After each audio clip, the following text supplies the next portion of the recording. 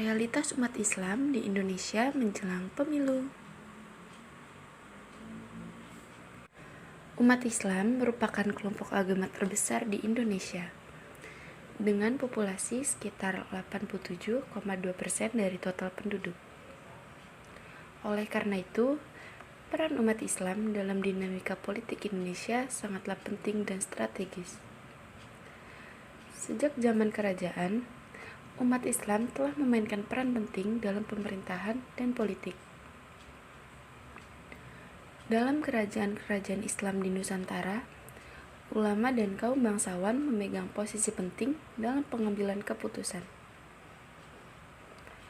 Pada masa perjuangan kemerdekaan, umat Islam juga menjadi salah satu kekuatan ulama yang memperjuangkan kemerdekaan Indonesia. Para ulama dan tokoh-tokoh Islam berperan penting dalam menggerakkan massa untuk melawan penjajah.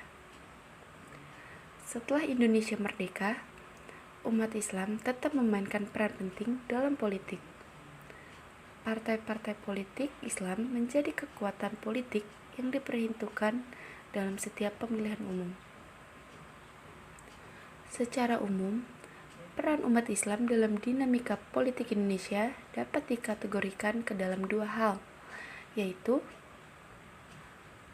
peran politik praktis dan peran politik kultural. Isu-isu yang terjadi pada masa pemilu yang berhubungan dengan umat Islam. Dalam beberapa pemilu sebelumnya, seringkali menjadi isu yang sensitif dan berpotensi menimbulkan polarisasi. Beberapa isu tersebut antara lain, isu penerapan syariat Islam. Isu ini sering menjadi perdebatan, terutama di kalangan umat Islam sendiri. Ada yang mendukung penerapan syariat Islam secara penuh, ada yang mendukung penerapan syariat Islam secara terbatas, dan ada pula yang menolak penerapan syariat Islam sama sekali. Isu radikalisme dan terorisme. Isu ini sering menjadi isu yang sensitif, terutama di kalangan umat Islam.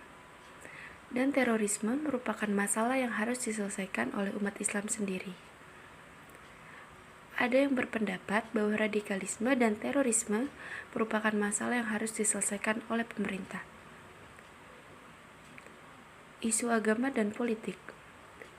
Isu ini sering menjadi perdebatan, terutama di kalangan umat Islam dan non-Muslim. Ada yang berpendapat bahwa agama dan politik harus dipisahkan. Ada yang berpendapat bahwa agama dapat menjadi landasan politik. Peran organisasi Islam di Indonesia terhadap pemilu. Organisasi Islam di Indonesia memainkan peran penting dalam pengaruh politik. Organisasi-organisasi ini memiliki pengaruh yang besar terhadap umat Islam. Organisasi Islam di Indonesia dan peran mereka dalam pengaruh politik. Nahdlatul Ulama atau sering disebut NU. NU merupakan organisasi Islam terbesar di Indonesia, dengan anggota sekitar 90 juta orang. NU berperan penting dalam politik Indonesia, baik di tingkat lokal, nasional, maupun internasional, yaitu Partai Kebangkitan Bangsa (PKB) dan Partai Persatuan Pembangunan (PPP). Muhammadiyah merupakan organisasi Islam terbesar kedua di Indonesia, dengan anggota sekitar 40 juta orang. Muhammadiyah juga aktif dalam kegiatan-kegiatan sosial dan keagamaan yang dapat berdampak pada opini publik dan kebijakan pemerintah. Harapan umat Islam terkait pemilu. Yang pertama, demokrasi yang lebih berkualitas dan representatif. Yang kedua, pemerintahan yang adil dan sejahtera. Yang ketiga, peningkatan kualitas kehidupan umat Islam. Berikut hasil wawancara dan orasi tentang realitas umat Islam di Indonesia menjelang pemilu. Assalamualaikum warahmatullahi wabarakatuh. Perkenalkan, nama saya Setia Dianjani. Di sini saya sedang bersama Ibu RT 01 RW 9 Menteng Dalam. Selamat sore Ibu, bisa tolong perkenalkan diri Ibu? Selamat sore. Baik, saya sebagai Ibu RT di sini yaitu Ibu Sohana, ya. Begitu, saya Ibu RT 01 RW 09. Ada yang dapat saya bantu? Di sini saya akan mewawancarai Ibu tentang perbedaan politik dalam umat Islam mengenai pemilu Pilpres 2024 nanti. Untuk yang pertama, bagaimana sikap Ibu dalam menyikapi perbedaan politik terkait realitas umat Islam menjelang pemilu? Menurut pandangan saya, menurut pendapat saya, dalam pandangan pemilu Pilpres 2024 ini memang sekarang beda dengan yang 5 tahun kemarin, ya. Karena banyak sekali partai-partainya, dan kalau tahun kemarin itu kan ada 2 pilihan presiden, sekarang 3, jadi lebih ini lagi, lebih peluangnya lebih banyak gitu ya. Jadi kan bisa pilih yang satu, yang 2, 3 sebagainya. Nah, di sini saya sebagai Ibu RT dan sebagai umat Islam, memang di sini di RT kami ada kan banyak ibu lansia. Nah, kan ibu lansia itu mungkin ada yang belum paham atau udah lupa bagaimana cara mencoblos tersebut. Nah, maka diberi penyuluhan, yaitu dengan nanti ibu akan masuk ke dalam TPS tersebut. Nanti di situ ada gambar 3 presiden. Nah, nanti ibu tusuk di situ. Nah, menurut saya, karena ini menurut pandangan Islam, pastilah mereka memilih yang menurut mereka itu yang agamanya lebih taat di antara 3 situ. Dia kan bisa paham dengan ketiga pemimpin itu, melihat mungkin dari media sosial, dari TV, mungkin dari penyuluhan para kiai, ya, para ustadz yang dia tahu. Mungkin dia pilih dari ceramah-ceramah tersebut, dia akan memilih pemimpin yang agamanya maksudnya lebih baik gitu ya. Terima kasih. Dan untuk yang kedua, bagaimana tanggapan Ibu mengenai anak milenial atau yang biasa kita sebut Gen Z yang menyuarakan di sosial media bahwa mereka akan golput? Menurut saya, janganlah golput, karena golput itu juga mengurangi hak suara, dan anak Gen Z itu kan mempunyai pandangan yang lebih luas. Alangkah baiknya kalau dia memilih, nanti aspirasi mereka akan diterima, akan diberi masukan. Kalau banyak Gen Z itu yang golput, kan sekarang yang umur 17 tahun itu kan banyak sekali yang harus memilih. Kalau mereka banyak yang golput, artinya nanti aspirasi mereka nggak masuk ke dalam yang mereka tuntut gitu kan.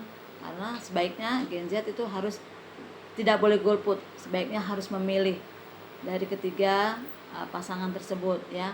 Nah, itu menurut kalian kan kalau Gen Z udah lebih canggih, udah lebih paham mana sih menurut kalian pemimpin yang baik itu, yang menerima aspirasi mereka, yang menerima keinginan mereka, yang tidak memihak salah satu partai atau memihak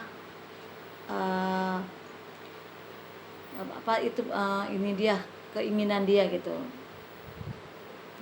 Dan untuk yang terakhir, yang kita tahu Ibu kan sebagai Ibu RT 01, apa yang bisa Ibu lakukan dalam membimbing warga-warga Ibu dalam memilih calon presiden dalam pemilu 2024? Saya sih sebagai Ibu RT tidak menyuruh untuk salah satu partai, ya.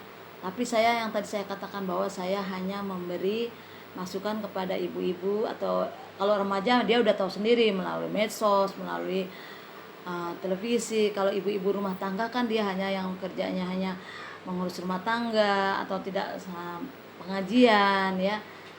Dia tidak paham dengan yang namanya medsos. Itu 50 ke atas paling tidak, ya.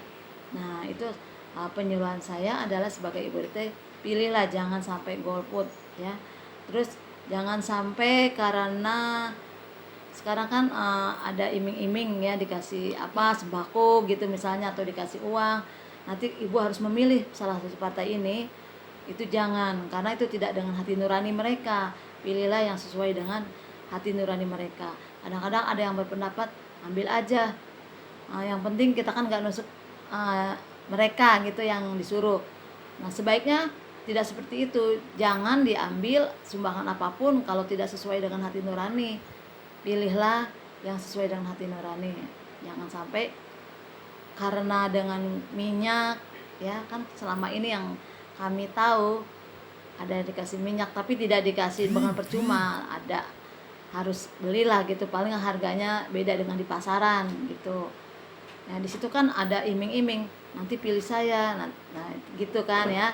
Atau dia di dalam orasinya, di dalam situ dia kan menjanjikan nanti janji ini, nanti KJP ini, nanti kesehatan ini. Memang kan seperti itu janji semua partai, pasti seperti itu akan mensejahterakan masyarakat. Kita tidak tahu itu hanya omongan saja atau tidak terlaksana, kita tidak tahu kan. Itu kan biasa dalam orasi, pasti orang berkata seperti itu untuk daya tarik supaya mereka memilih partai yang dia pimpin.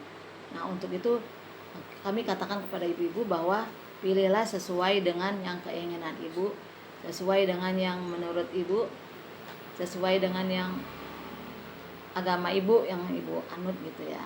Tetapi bukan intoleransi ya, silahkan pilih. Kalau memang rata-rata kan ketiga calon presiden itu kan semuanya muslim, tetapi menurut yang ibu paling sering lihat ibu, silahkan pilih gitu sih. Sekian wawancara hari ini. Kurang lebihnya mohon maaf. Terima kasih Bu. Sama-sama. Wassalamualaikum warahmatullahi wabarakatuh. Assalamualaikum warahmatullahi wabarakatuh. Saudara-saudara sebangsa setanah air, mulai dari Pulau Sabang sampai Pulau Merauke, baik bermacam-macam suku, budaya, ras, kita tetap dalam persatuan dan kesatuan NKRI. Indonesia adalah negara dengan multi etnis dan multi agama. Oleh karena itu kita harus saling menjaga nilai persatuan dan kesatuan NKRI. Bung Karno pernah bilang, bila jadi orang Islam jangan jadi orang Arab, bila jadi orang Hindu jangan jadi orang India, bila jadi orang Kristen jangan jadi orang Arab. Tetaplah menjadi orang Indonesia dengan adat istiadat dan budaya Nusantara yang kaya ini. Ada sebuah ayat Al-Quran dalam surat Al-Imran ayat 103. Allah berfirman, dan janganlah kalian saling berpecah belah, dan ingatlah atas nikmat Allah yang diberikan ketika kalian saling bermusuhan. Lalu Allah menyatukan hati kalian sehingga kalian menjadi bersaudara. Menurut ulama berpendapat, kita harus saling menghargai perbedaan pendapat, menjunjung tinggi nilai toleransi untuk menjaga nilai persatuan dan kesatuan Indonesia. Sekian orasi dari saya.